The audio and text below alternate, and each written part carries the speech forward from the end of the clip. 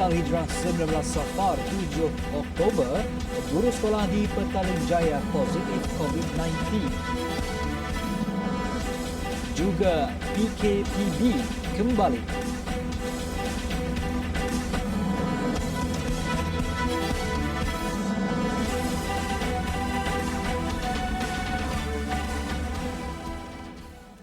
Bismillahirrahmanirrahim. Assalamualaikum warahmatullahi wabarakatuh. Berita Al-Hijrah malam ini bersama saya Adi Akmal Syahrom. Seorang guru di Sekolah Menengah Kebangsaan Taman Si Petaling Jaya, Selangor positif jangkitan COVID-19. Perkara itu disahkan Pengarah Pendidikan Negeri Izmi Ismail yang memaklumkan guru tersebut menerima keputusan positif virus corona itu pada Rabu lepas. Tenaga pengajar berkenaan sebelum ini membuat 2 kali ujian saringan COVID-19 namun kedua-duanya adalah negatif. Hanya ujian kali ketiga kemarin dia disahkan positif. Guru berkenaan telah menjalani kuarantin kendiri sejak 30 September lalu di rumah dan tidak ke sekolah.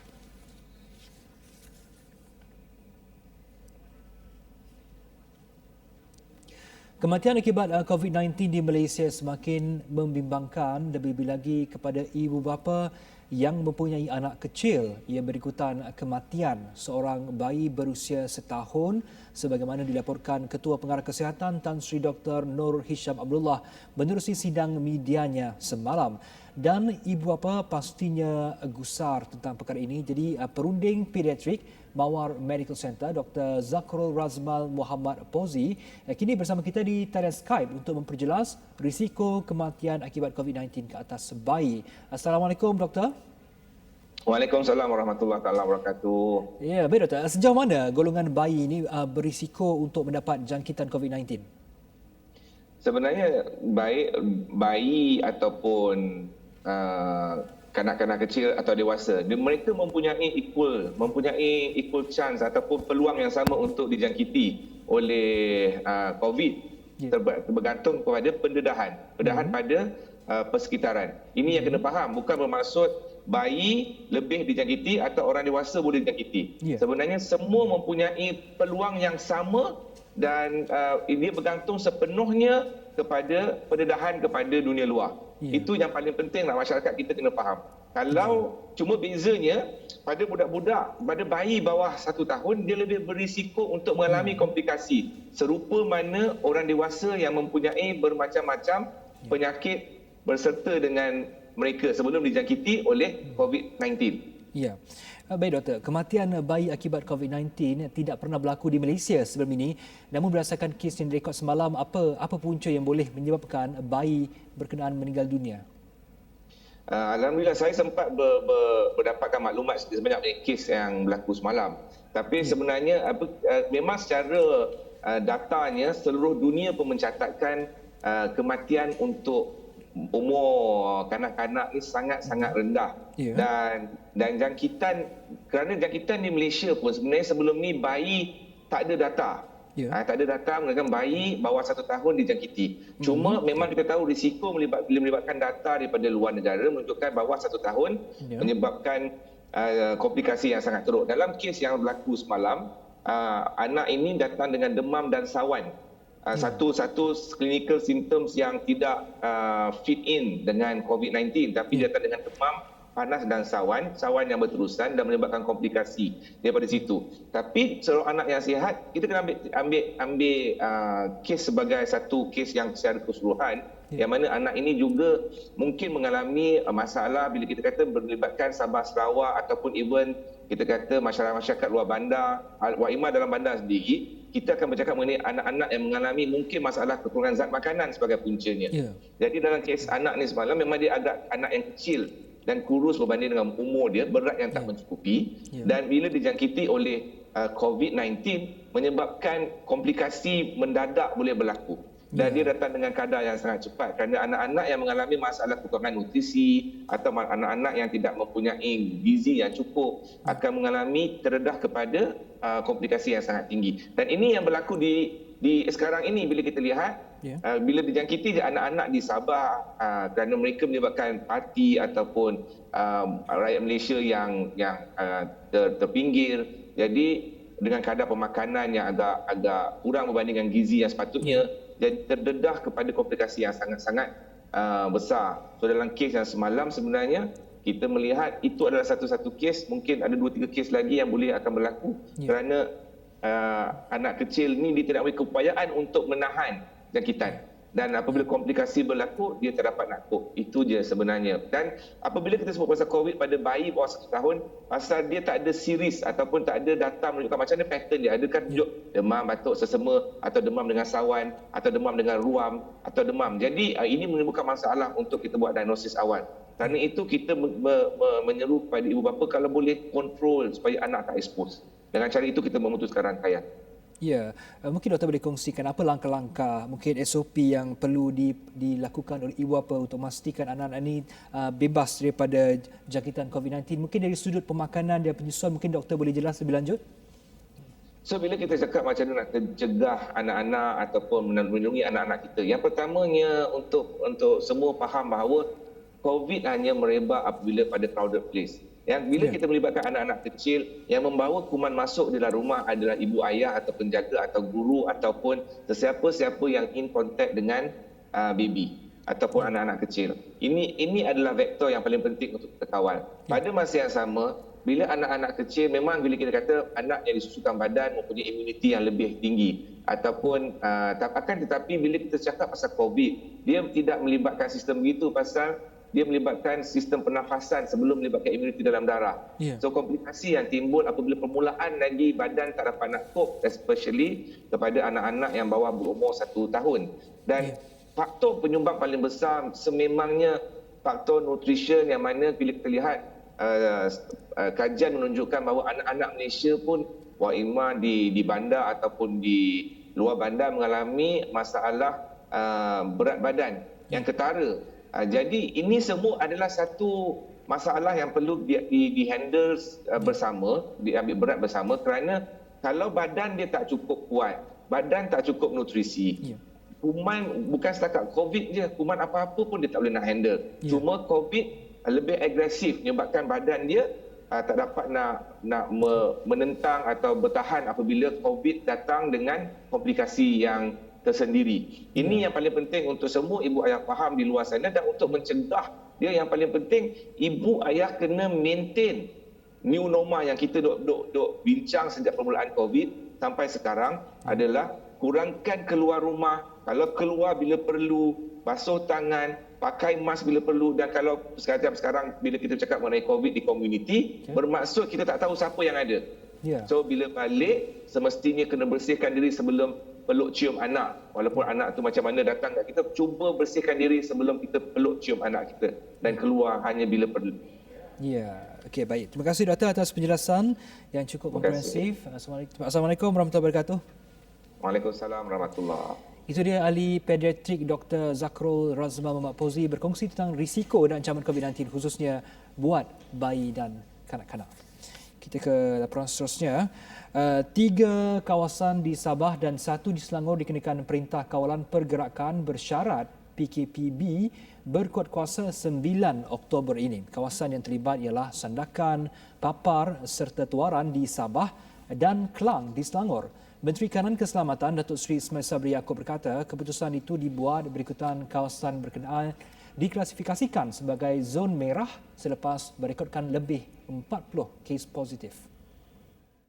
Pelaksanaan PKPB ini bagi membendung jangkitan dan penularan COVID-19 dalam daerah tersebut serta membolehkan aktiviti pengesanan kes secara bersasar dilaksanakan sepanjang tempoh 14 hari. Pergerakan keluar masuk ke kawasan tersebut dan dari kawasan tersebut adalah tidak dibenarkan. Hanya perkhidmatan perlu termasuk kilang-kilang dan rantaian yang berkaitan dengan perkhidmatan perlu adalah dibenarkan. Jelasnya antara SOP yang perlu dipatuhi penduduk yang dikenakan PKPB ialah hanya 2 orang sahaja yang dibenarkan keluar bagi tujuan mendapatkan keperluan rumah selain pembelian makanan hanya menggunakan kaedah pandu lalu, penghantaran dan bawa pulang. Penduduk pula tidak dibenarkan bekerja kecuali bagi perkhidmatan perlu dengan kelulusan PDRM. Sementara itu, masjid, surau, IPT, sekolah, tadika dan taska tidak beroperasi. Dan berita yang baru kami terima sebentar tadi memaklumkan Kementerian Pendidikan mengarahkan penutupan sekolah di daerah Kelang dan di 3 daerah di Sabah yang dikenakan PKPB. Menurut KPM, sekolah-sekolah terbabit akan ditutup bermula esok 8 Oktober hingga 23 Oktober 2020. Kesemua 384 sekolah itu merangkumi sekolah rendah dan menengah di bawah KPM serta sekolah swasta yang berdaftar dengan KPM. Sekolah yang mempunyai asrama termasuk College Vocational juga ditutup. Bagi kebanyakan sekolah yang sedang melaksanakan peperiksaan percubaan Sijil Pelajaran Malaysia SPM, sekolah yang terlibat dengan penutupan boleh menjadualkan semula peperiksaan itu ke suatu tarikh yang bersesuaian kelak. Menteri di Jabatan Perdana Menteri Datuk Dr. Zulkifli Muhammad Al-Bakri memaklumkan dirinya masih tiada sebarang simptom wabak COVID-19 meskipun disahkan positif pada Isnin lalu. Perkara itu dikongsikannya kepada Mufti Kedah Datuk Fazil Awang menerusi panggilan video. Salamlah kepada sahabat-sahabat kita di Pejabat Mufti dan masyayikh di sana. InsyaAllah. Bagaimana keadaan doktor sekarang ni? Saya sebenarnya tak ada simptom tu. Masya Allah. Batuk tak ada, demam tak ada, sakit perut tak ada. Tapi semoga sekali kat dalam tempoh PKP daripada awal lagi dekat 15 kali. Baru ni saja jadi. Masya Allah. Tak apalah, selamat berehat Datuk Dr. Zul. Selamat berehat insya-Allah. Rabbana yashfikum insya-Allah. Shifaan ajilah. Terima kasih banyak tu atas ingatan. Terima kasih banyak. Jazakumullah khairan jazaa. Wa iyyakum. Selamat berehat Datuk. Jazakumullah. Baik Datuk. Assalamualaikum. Dalam panggilan video ringkas ini, Datuk Fazil sempat mendoakan agar Zulkifli diberikan kesembuhan seperti sedia kala. Semalam, Ketua Pengarah Kesihatan Tan Sri Dr. Nur Hisham Abdullah memaklumkan seramai 90 individu termasuk kontak rapat Zulkifli disahkan negatif COVID-19. Pun begitu, Pejabat Kesihatan Daerah PKD berkaitan masih mengenal pasti kontak rapat Zulkifli dan menjalankan penilaian risiko dan saringan yang diperlukan. Dan petang tadi menerusi komunikasi WhatsApp bersama Berita Al-Hijrah, Setiausaha Akhbar kepada Datuk Dr. Zulkifli, Muhammad Razif Muhammad Fuad berkata, Menteri di Jabatan Perdana Menteri itu berada dalam keadaan sihat dan ceria. Pun begitu, Datuk Dr. Zulkifli masih belum bersedia untuk ditemu bual. Jabatan Agama Islam Wilayah Persekutuan Jawi menyarankan semua masjid, surau Jumaat dan surau di wilayah-wilayah Persekutuan Kuala Lumpur, Putrajaya dan Labuan melaksanakan solat hajat selepas solat maghrib selama 3 hari berturut-turut. Menurut pengarahnya Muhammad Ajib Ismail, ia berdasarkan perkembangan terkini situasi penularan wabak COVID-19 yang melanda tanah air. Jawi menggalakkan semua masjid, surau Jumaat dan surau untuk berbuat demikian pada hari ini, esok dan lusa sebagai ikhtiar supaya negara dilindungi dan dihindari daripada penularan wabak berkenaan. Muhammad Ajib turut menyeru umat Islam agar terus berdoa dan bermunajat supaya Allah sentiasa melindungi negara Malaysia tercinta daripada wabak berbahaya itu, pada masa sama mengurniakan kesembuhan bagi semua yang telah dijangkiti serta mempermudahkan urusan semua pihak bagi menepani ujian pandemik itu.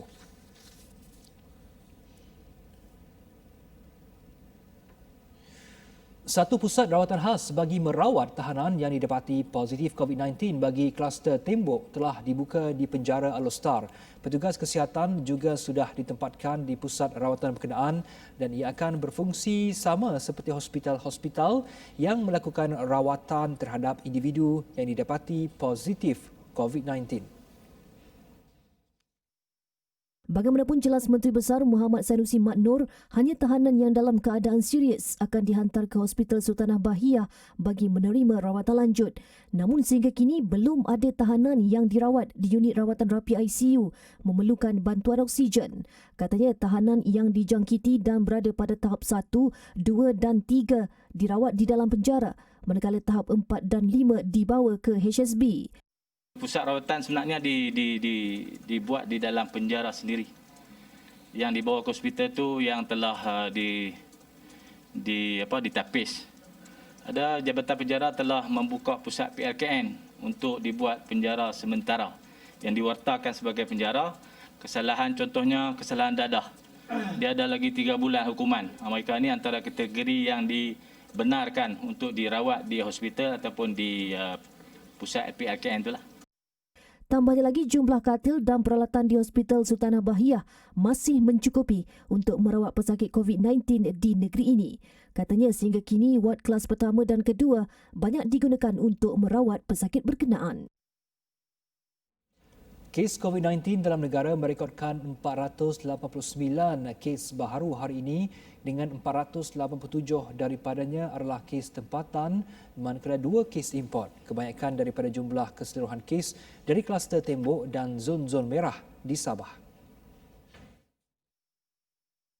Sabah merekodkan kes tertinggi dengan 282 kes, diikuti Kedah 153 kes dan Selangor 20 kes. Angka itu hari ini menjadikan jumlah kes aktif ialah 3,351 dan jumlah kumulatif 13,993 kes. Sementara itu, 2 kluster baru dikesan iaitu kluster Bah Puchong di Selangor dan kluster Penjara Reman. Tiada kematian dilaporkan hari ini dan angka itu kekal 141 kes. Seketika nanti, pembuli nenek menanti hukuman. Bertemu kembali.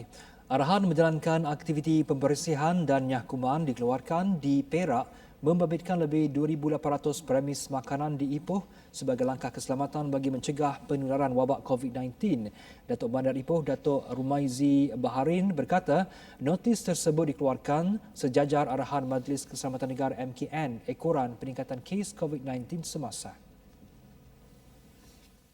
Bagaimanapun, menurut Datuk Rumaizi, hampir 90% premis restoran dan kafe di sekitar Bandaraya Ipoh yang diperiksa patuh prosedur operasi standard SOP ditetapkan MKN.